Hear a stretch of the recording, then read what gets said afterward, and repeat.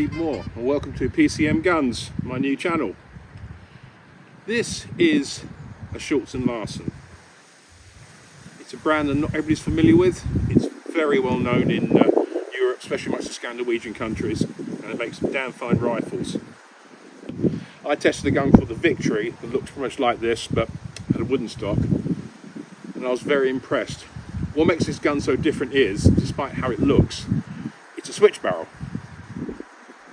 Very elegant, simple system it uses, and along with that it comes with quick release scope mounts, and this is a synthetic stock version of the classic. I prefer a synthetic stock gun first, and this is a really good rifle, as we shall see when we look at it a bit closer. But to put it in context, I shoot a Mauser M03. People know that. I've owned one since 2007, and that has always been my go-to rifle pretty much, and it's a hell of a good gun, and I tend to use that as a yardstick for other rifles. And I have to say that this Schultz Larsen comes up very near it, if not above it in some areas, because obviously the Mauser's a switch barrel gun as well.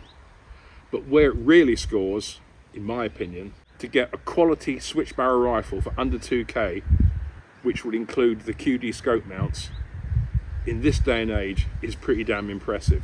The barrel is cut rifled rather than hammer forged, which Schultz Larsen say does help it resist heating and torsional stresses, and I tested this out to do that, and it certainly does.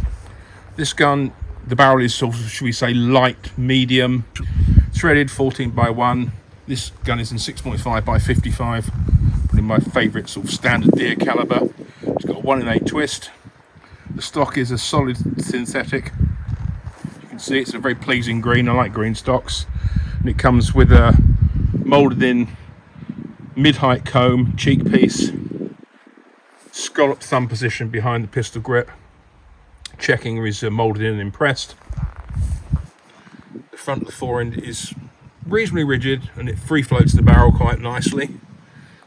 And there's fingerboards on there and more checkering.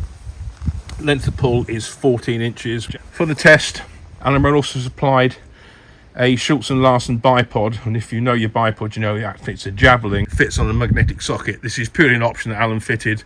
The gun will come with standard QD sling swivels. Bolt shows a low lift angle around about 60 degrees.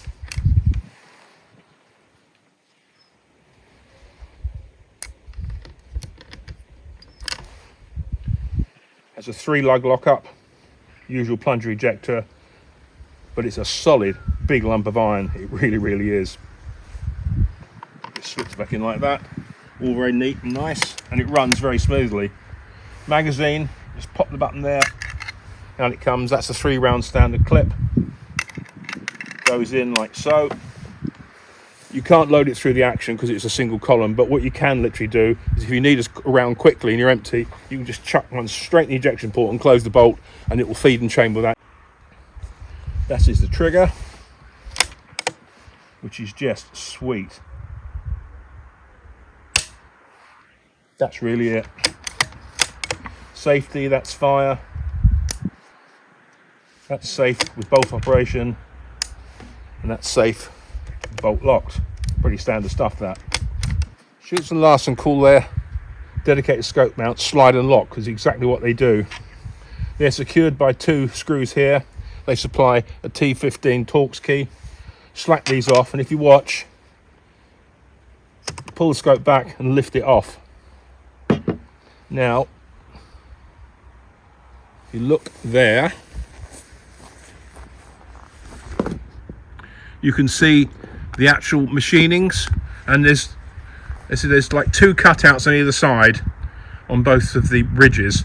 So what you can do with these mounts is you can put them in 2 positions. If you put them in the 4 position, then it increases your sort of length of pull ever so slightly in terms of your eye scope relief, because the scopes move forward about 1/2 inch, and equally so you can put them in the rear position, which moves the scope back 1/2 inch. And say, in their theory is that in the winter, if you're wearing heavy coats and things, the rifle will be pushed forward more, so you can take up that little bit of movement with the mount. So to relocate the scope, decide whether you want forward and back. In this case, I'll have them forward. So you drop the lug into this forward pocket like so, and see you slide it forward.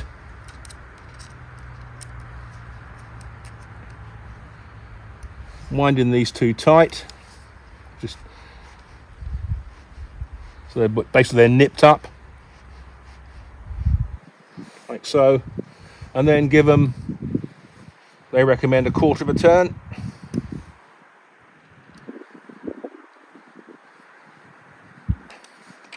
And they're back on. As I said before, I've tried putting them back on because that's one of the issues with a switch barrel rifle. If you have to take the scope off, like in this case, it's got a 56mm objective and the reinforce is going to just touch that. So you need to take the scope off before you change the barrel. But I've taken the scope on and off and fired 3-round group, and to be brutally honest, there's not a lot in it.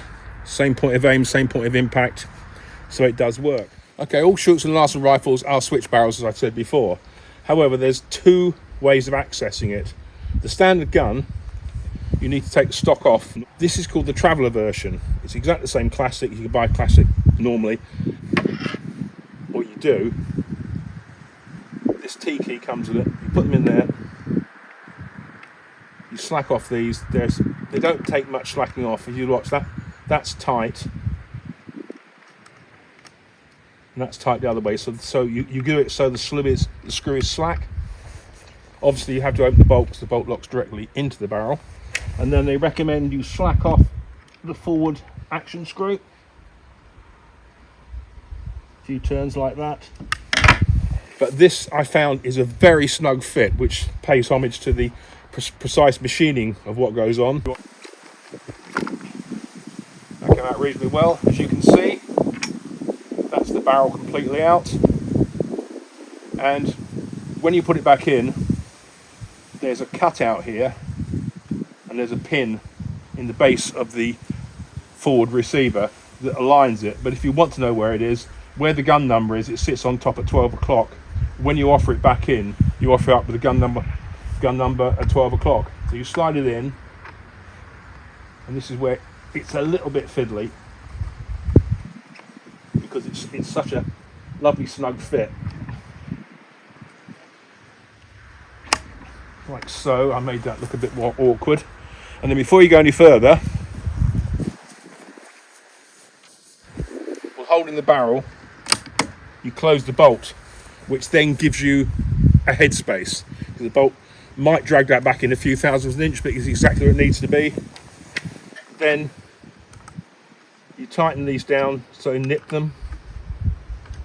Same as the action screw, just nip it. You feel it go tight. And then again, Schultz and Larsen say all you need to do is another quarter of a turn once they've been nipped up. So these have been nipped up tight. So that's about a quarter.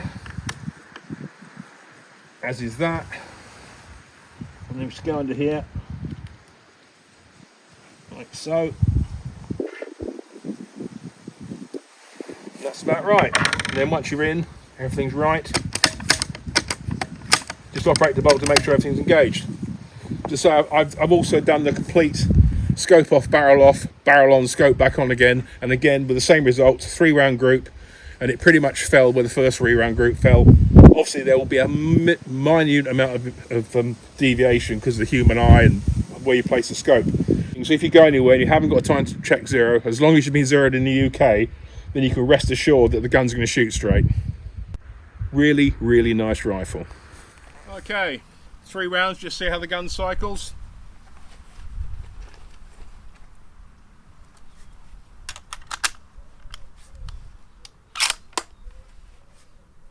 Safety's on.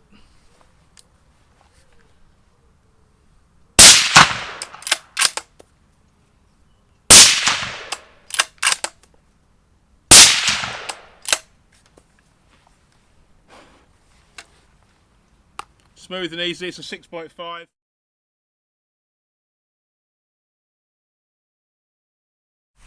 Okay, well the shooting fun's over. Let's look at the ballistics. Le Pure Naturalist 140 grain non-lead, High velocity 2698, low 2670, average 2685, standard deviation 14.1. Group was 0.956, so just under the MOA.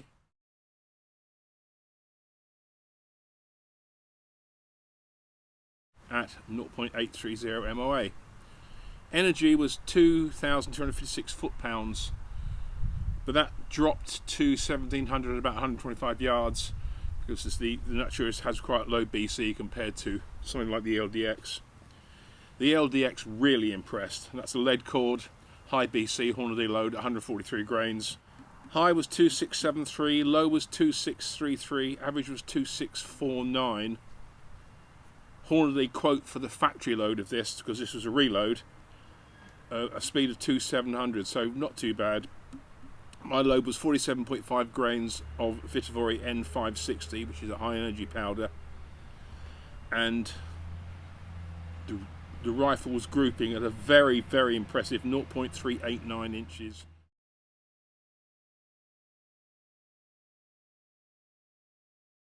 Which is 0.338 MOA. And in terms of energy drop, if you come to the 1700 watershed, then it was 250 yards. So for 3 grains extra and a higher BC, you can see the difference. And it's I used 143 grain quite a lot. It's a very impressive load. Okay, good. The gun can shoot. So, what don't I like about this gun? Nothing. It's one of those guns that it just seems to be right for me. I really, really like it. In fact, it's well priced for switch barrel. We've done the barrel off, scope off, barrel on, scope on dance. Group stays where they are. Point of aim, point of impact, not a problem. I like the QD mounts. They're nice and simple. They're 175 quid. Okay, they're quite a basic design, but they work. And they're probably around about half the price of a Blaser type or a 404 Sauer mount, which is impressive. If you don't want it, you can put a rail on there, or you can get some Ziegler mounts from Rhone. Action's smooth cycle. Trigger is a dream. Just breaks superbly, no problem. Love the stock. Like it because it's green. Like it because it's a really nice solid stock for what it is. Good free float on the barrel. Nice bit of head support. The Modi is also a Schultz Larsen design. It's a Superdome. Very nice indeed. It's a reflex. I think the highest accolade I could give this rifle is if, when I bought my Mauser MO3 in 2007, this gun had been around and I'd gotten one on the range back to back and shot them both in the same caliber, this is the better rifle. There's something about it and it just works so well. Anyway, you can get different barrel lengths up to 600 millimeters. That's 24 inches. Good range of calibers, so your 5-shot mag. They do a range of Magnum calibers as well. And that's it. Okay, I hope you enjoyed that, because I really did, and it's nice to shoot a real quality rifle. It makes you feel really good. So, if you enjoyed it, tell me. Support the site, tell your friends. Do you want to speak to me about anything? So it's pmoore.shootingsports@gmail.com. Thanks for looking in and joining me. I'll see you again soon for some more stuff. Shoot straight and be safe.